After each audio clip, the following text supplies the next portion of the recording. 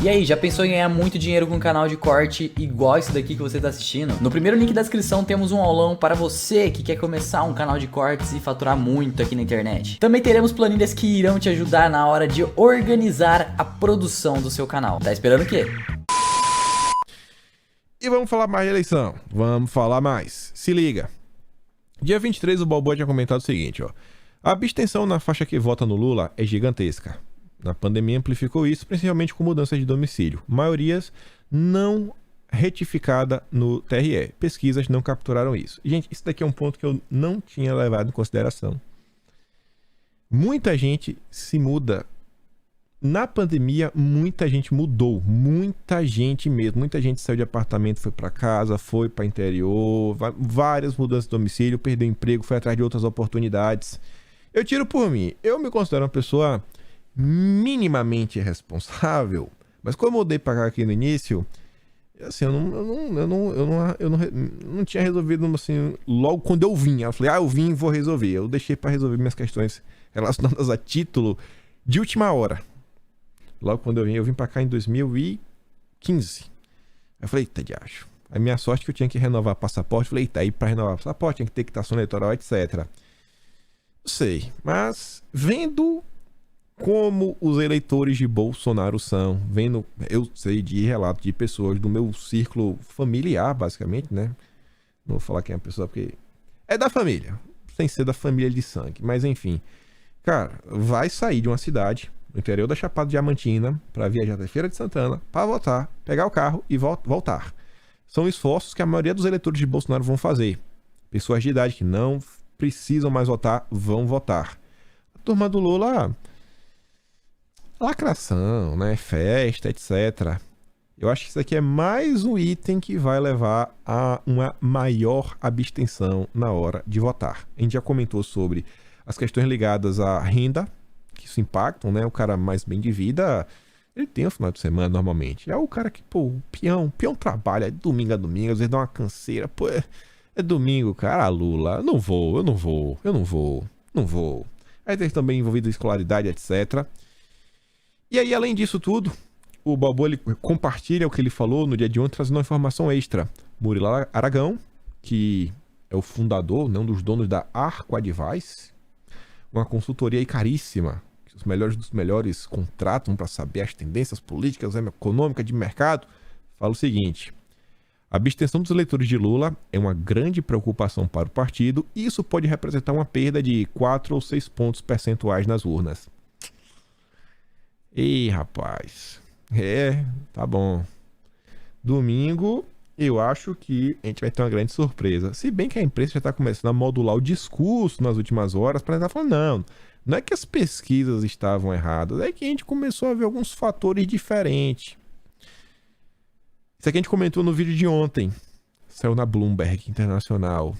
Perspectiva dos brasileiros sobre a economia melhora antes da votação. O Balboa diz, pessimistas não traduzam. Eu traduzi, porque fica mais fácil, né? Eu não sou pessimista, eu sou otimista. Melhora, né? Melhora, Bolsonaro volta ontem a postar, né? Coisas relacionadas à transposição do Rio São Francisco. Conversei com o André Pociunco lá ontem. Perguntei como é que tá, como é que anda a campanha, etc. E perguntei, André, me diz uma coisa, bicho. Nas andanças que tu tá tendo, como é que tá a percepção? A Bahia melhorou de 2018 pra cá? Porque eu converso com a minha mãe, né? Mas minha mãe, sei lá, a gente já conversa tanto tempo, sei lá, às vezes minha mãe vivendo numa bolha, mas ela diz, meu filho, eu vou na manicure, é Bolsonaro. Eu vou não sei quem é Bolsonaro. Eu vou na material de construção, é Bolsonaro. O gesseiro aqui, tá fazendo coisa, o gesseiro não só era Bolsonaro, como o gesseiro tava por dentro na época da CPI da pandemia, perguntando do Carlos Gaba, consórcio Nordeste. E assim, ela falou, a coisa tá muito diferente. Aí eu converso com um amigo meu, Igor, lá do Boticário. Supervisor de linha, né? Lida com o peão. Fala, como é que tá aí? Ele falou, bicho, tá muito melhor, né? A Bahia melhorou muito. Tem muita gente aqui agora que é Bolsonaro.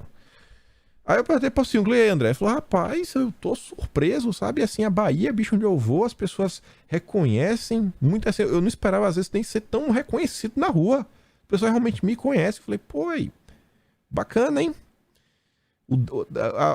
A Globo até soltou uma nota ontem que é o Data Candidato. Que agora, depois do Data Povo, Bolsonaro agora também tem o Data Candidato. Onde ele pergunta pros candidatos dele como é que tá a, sei lá, a imagem dele. Então, assim, Eu acho que no Nordeste, Bolsonaro vai surpreender. Vai surpreender. Aí olha isso daqui. A decisiva diferença de rejeições. É um textão gigante, né, que tenta criticar Bolsonaro por diversas coisas. Ah, porque a culpa é dele, que ele tem rejeição por causa disso, daquilo outro, blá, blá, blá. Mas fala o seguinte. Uma das principais razões para o PT e aliados lutarem com todas as forças para liquidar a fatura na primeira rodada é o risco da polarização depurada de um segundo turno, com uma paridade de condições, acabar equalizando as rejeições e tornando o desfecho menos previsível. O PT tá com medo, né, do segundo turno, mas rapaz, tá uma coisa assim, mas tá com medo, com medo. Votos indecisos e envergonhados podem mudar a eleição. Para especialistas, voto envergonhado de evangélicos, decisões erráticas e abstenção são variantes que mudam a eleição. Aí o Ferri tá falando o seguinte, ó, reportagem de hoje do Estadão. Parece que já ouvi essa tese em algum lugar, não lembro onde. A imprensa toda vem comentando. A imprensa toda vem comentando sobre isso. E olha isso daqui. A gente comentou no vídeo ontem sobre o pós-debate. Sobre que não foi tão bom pro Lula ter ficado em casa, né? Mas assim, se ele também fosse, acho que ele teria apanhado muito mais. Enfim. No vídeo de ontem pontuamos sobre a importância dos recortes. Que Bolsonaro mandou bem nos recortes. A imprensa falou isso. Aquela cientista política da Record falou sobre isso. E os recortes vão repercutir muito, vão alimentar as redes nos próximos dias. E o Lauro Jardim traz a informação que depois o Nelson Lima Neto complementa, que é o seguinte. A audiência do SBT foi muito baixa, mas, mesmo a audiência sendo baixa, é um número fraco, mas no momento em que o brasileiro já se mostra de fato interessado na disputa, a repercussão é alta. Ou seja, as pessoas não assistiram, mas souberam. Mesmo sem ver, as pessoas souberam. Aí vai saber o quê? Seja pelas imagens que cada campanha propaga em suas redes sociais e grupos de aplicativos, seja pelos comentários de familiares e amigos ou também vídeos. E aí acabam tirando suas conclusões daí. Conclusões então dos recortes. Que a turma da UOL falou que Bolsonaro teve o quê? Bons recortes. E aí a própria Globo fala o seguinte: o que estão pesquisando sobre Bolsonaro, Lula, Ciro e Tebet no Google? Aí o que estão pesquisando sobre o Lula? Lula teve seu nome relacionado à ausência no debate realizado no sábado no SBT. Então, que é exatamente a coisa que o PT achava que não ia dar muita atenção, né? Pô, o Lula não foi. E aí você pesquisar que o Lula não foi, também tem alguns recortes. Bolsonaro batendo no Lula que ele não foi. Tem até recorte do Ciro Gomes batendo no Lula porque ele não foi. Da Simone Tebet batendo no Lula porque ele não foi. Da Soraya batendo no Lula porque... Todo mundo batendo no Lula porque ele não foi. Então acho que o Lula tá apanhando, né? Tá apanhando. Quem não tem como negar, né? Bolsonaro foi proibido de fazer lives aí no Planalto na Alvorada. Não importa. Pegou lá no estudinho rudimentar dele, fez... Mas não foi o suficiente. A imprensa tem que dar um jeito de criticar, tem que dar um jeito de problematizar. Aí o Estadão fala: Bolsonaro esconde o local de transmissão de live para se esquivar do TSE e ironiza a omissão. Tu anda pé da vida. A Ole Pavanelli diz: Bolsonaro é o melhor marqueteiro de todos os tempos. E aí, olha só. Aqui só o primo da Flávia. Pode ter tido mais gente, depois eu nem vi. Juntando aqui, né, as redes, mais de 102 mil pessoas vendo o Bolsonaro. Eu acho que não adiantou, né? Ter proibido no Planalto, na Alvorada, não mudou nada. Não mudou nada. Só foi mais motivo de mostrar como o Bolsonaro vem sendo perseguido. A turma não aprendeu com o que aconteceu em 2018. Eu acho que eles estão preocupados por causa disso. Ó. Bolsonaro coloca milhares de pessoas nos seus comícios de rua, milhares de pessoas nas suas redes sociais. E o Lula, bom, aqui, né, em Bela Vista, olha... A grande passeata do Lula, meu Deus, como eu estou espantado. E aí, enquanto o Lula segue tendo problemas de colocar gente na rua, olha isso daqui. Tem que botar sem som porque tem música de fundo.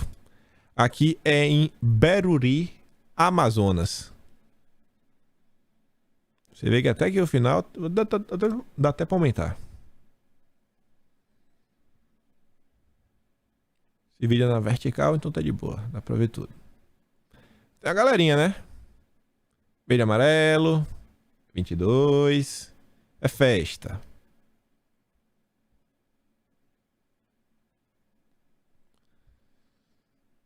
Queria o Lula, hein? Tem uma festa. Já pensou se o Lula tivesse um comício? Vocês já pensaram o Lula com um comício desse?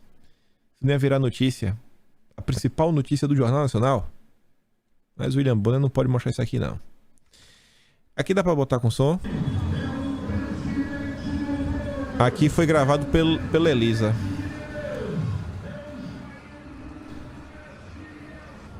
Aqui foi em Goiás.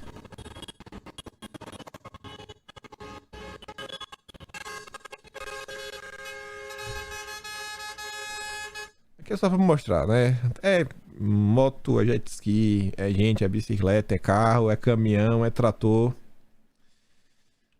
Aqui é onde você vai fazer uma avião Seata. Pegar aí todos os donos de aviões para fazer uma viagem pelo Brasil. Mas vamos voltar. Tem um assunto que Bolsonaro falou na live, que eu acho que vale a pena a gente comentar, que é o seguinte. Bolsonaro estava comentando sobre o Senado. Tinha essa notícia uns tempos atrás. Eu nem tinha compartilhado o vídeo, mas eu tinha visto aí era postar. Eu deixava sempre assim, eu deixei sempre salva no computador. Porque eu sabia que em algum momento eu ia ter que comentar sobre isso. Eu já tinha comentado do assunto assim meio passando por alto, sem citar nomes nem nada. E a notícia é o seguinte. Molon torce para que Daniel Silveira siga na disputa pelo Senado. Gente, o Senado, ele não tem segundo turno. O Senado é um turno só. O que foi decidido, está decidido. Na live de ontem, Bolsonaro falou o seguinte. E eu peço que você, inclusive, vá no Telegram e veja a expressão facial de Bolsonaro, né? Conhecendo Bolsonaro, você sabe que ele fica meio sem jeito para falar algumas coisas. Rio de Janeiro é a mesma coisa. Tem dois nomes ali que eu sou simpático aos dois, o povo também. E um divide com o outro. Acaba o PSOL subindo. Tá? E um candidato tem certos problemas na justiça. Eu não quero tirá-lo de combate agora, né? Mas sabe que a chance de caçar o registro na frente, caso ele ganhe, será enorme. Mas esses dois nomes, pode um atrapalhar o outro, entrar o PSOL. Já imagina o Rio com o senador do PSOL, que desgraça é para o Rio e para o Brasil? E não é qualquer senador. Não é que vai entrar sei lá, aquele senador que você não sabe nem o nome. Gente, é o Molon. O Molon é uma versão do Randolfo Rodrigues melhorada. Melhorada. É um Randolfo Rodrigues ainda pior. Tu já pensou nisso? Bolsonaro fica meio sem jeito pra falar. Ele tá falando de quem? Quando tá com a situação envolvida na justiça. É que eu não é querendo queimar nenhum candidato, pelo amor de Deus. É só pensar, sabe? Menos com fígado. Usar menos o fígado e um pouco mais com a cabeça. Você tá falando, pô, tem um cara aí que ele não quer tirar de combate, mas é quase que inevitável que vai ser cassado. Caso ele seja cassado, não é o suplente dele que vai assumir. Pelo menos que o pessoal vem comentando, em caso de cassação, quem assumiria é o segundo colocado. No caso, o candidato, o Bolsonaro tá falando do pessoal, mas é do PSB, é o Molon. Então, assim, não é uma certeza. Existe uma grande chance, como o Bolsonaro falou, ele não quer tirar o cara, mas pensem, reflitam, né? Não pensa com fígado, tenta raciocinar um pouquinho, pensar o que pode ser melhor nesse exato momento, arriscar e quem sabe ter aí o Molon. O Senado são 8 anos. O Molon é o cara lá que conseguiu proibir as operações nas favelas. É o cara do PL que tá propondo emergência climática. É o cara que recebeu doação até do Armínio Fraga.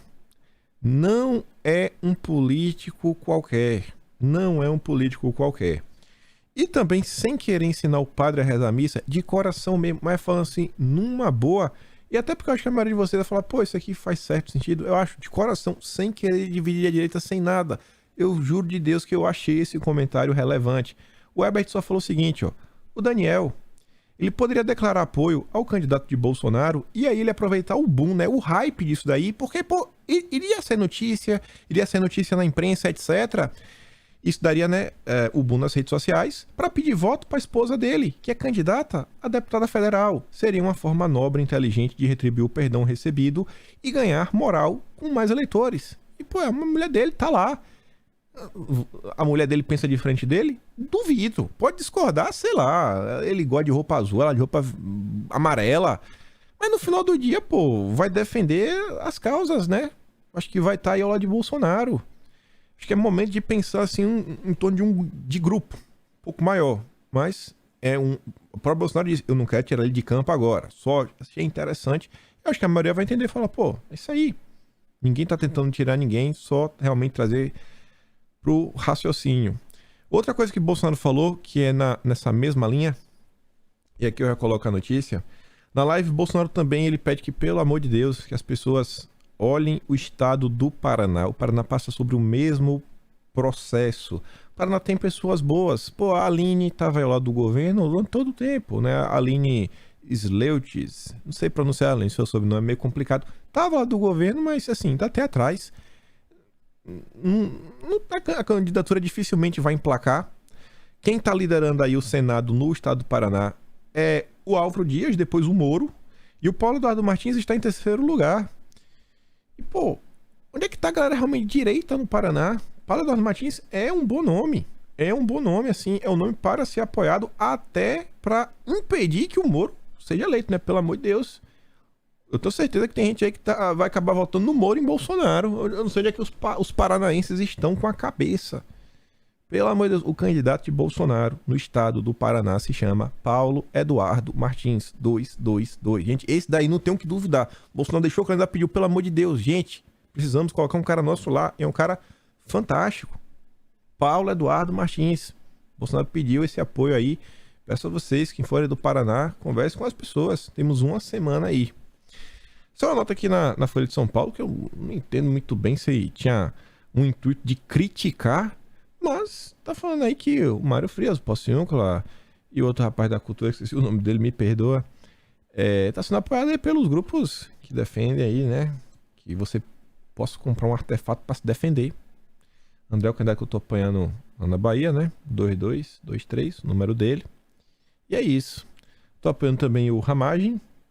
Se eu não me engano, o Ramagem é 2217. Espero não estar errado, do Rio de Janeiro. São Paulo tô apoiando o Arthur, que é o 1050. E por distrital, tô apoiando o Fábio Gomes, que é o Nadalim, que é 28 alguma coisa, eu não lembro o nome. Mas é isso. Apoiando mesmo para valer só esses 4 candidatos. Olha isso daqui. Pegando um gancho aqui nessa notícia que o André compartilhou da Folha. Caso Lázaro. Se lembra do Lázaro? Se lembra do Lázaro?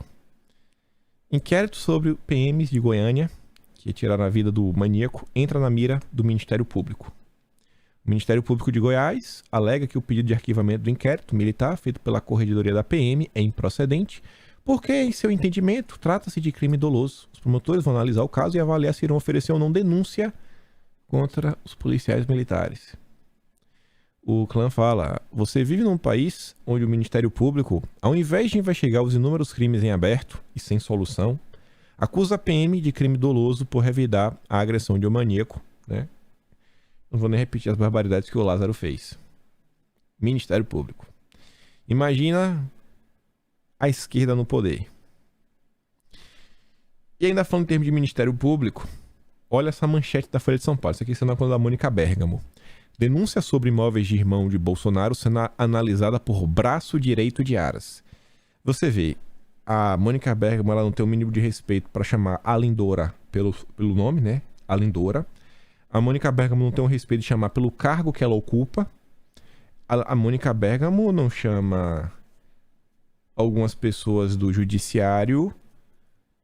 Ela não faz associação com as pessoas que as indicaram ou as pessoas que elas são amigas. Ela não faz isso. Com várias e várias pessoas do judiciário. Mas se tratando da Lindora, a Lindora não tem nome, não é pessoa. É braço direito de Aras. É como se fosse uma figura irrelevante. Aí você vai ler a matéria para ver. O que aconteceu foi o seguinte. A Procuradoria da República de São Paulo decidiu enviar a PGR a denúncia. É por isso que tá na mão da Lindora. Porque foi a PGR. E ele é a vice-procuradora-geral. Não é porque o Aras quer, né? É só porque ela tá na posição. E a posição dela é receber a denúncia. O encaminhamento frustra. Né? Eles não queriam que fosse encaminhado. Eles queriam que a Procuradoria da República em São Paulo tivesse decidido. Essa é a imprensa brasileira. E acho que também dá pra ver, né? como é o judiciário quando, assim, foi Bolsonaro que indicou o Aras. Aí você vê, né? Ministério Público e o Aras que foi indicado por Bolsonaro. Olha como a imprensa trata cada um deles. Avançando aqui, ainda sobre eleições, governos estrangeiros recomendam distanciamento de Bolsonaro. Isso aqui a gente sabe, né? Aquela atuação das ONGs, dessas entidades aí que estão rodando o mundo falando mal do Brasil. Deixa até bem claro, ó. Nesta semana, tanto a Comissão Europeia como a presidência do Parlamento Europeu e relatores da ONU receberão em Bruxelas e em Genebra uma delegação de indígenas brasileiros. Deve ser a turma da PIB, se duvidar. Faltando menos de uma semana para a eleição, o gesto foi interpretado por observadores internacionais como um recado claro que essas entidades não estão de acordo com posicionamentos políticos de Bolsonaro sobre temas ambientais e de direitos humanos. Nas últimas semanas, governos europeus, o Vaticano, congressistas americanos também seguiram o mesmo padrão, abrindo suas portas para entidades da sociedade civil brasileira, as ONGs. O Washington Brasil Office, né, fez vários encontros. A turma aí, o Washington Brasil Office recebe doações da Open Society Foundation do Soros. Ai, ai.